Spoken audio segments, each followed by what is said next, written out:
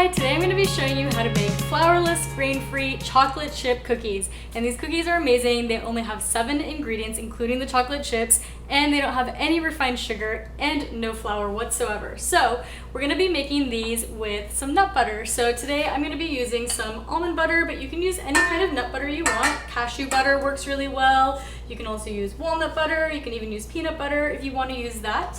And we're going to be adding in 1/3 cup of maple sugar, and I've gone ahead and run that through my sifter just to make it really fine, but you can just use it straight out of the package as well.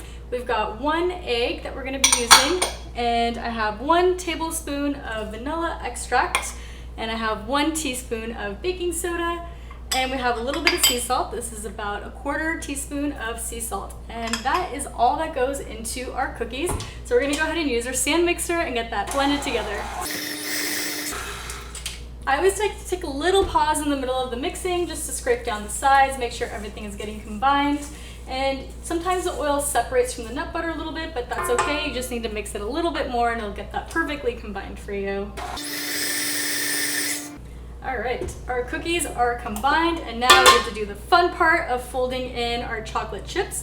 So just make sure you get all your cookie mix off of your little mixer here, and we're gonna go ahead and take our chocolate chips. So this is 1 cup of chocolate chips, and instead of using the mixer for this, you're just gonna go ahead and fold them in, and that is it. Once these get combined, we can start prepping these and turning these into our cookies. To shape our cookies, it's very simple. You're just gonna use your hands and you're just gonna pull out a little bit of the mix, and I like to just roll it into a little bit of a ball in my hand just to get it a nice round shape, and then just place it on your cookie sheet. I like to press them down a little bit. They should flatten down as they're baking as well, but I like them to be a little more kind of wide and chewy instead of tall and fluffy. So that's just a personal preference, but you can make them however you'd like. And so we're just gonna go ahead and work with all our cookies here and place them on our cookie sheet.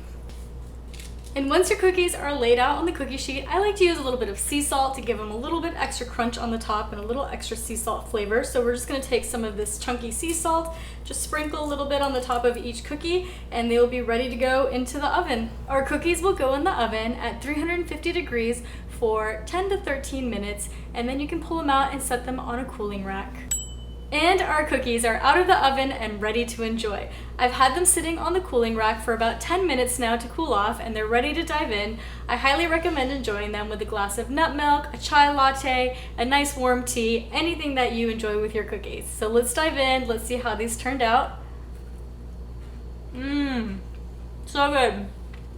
They're almost a guilt-free trip with all the nut butter. Such a small amount of sugar, but the perfect amount of sweet. And using that nut butter keeps them so moist and chewy inside, so these are absolutely delicious. I think you're gonna love them. You can get the recipe on my website, thetrailtohealth.com, and you can find more delicious recipes in my cookbook, Wandering Palette, as well. I hope you enjoy the recipe.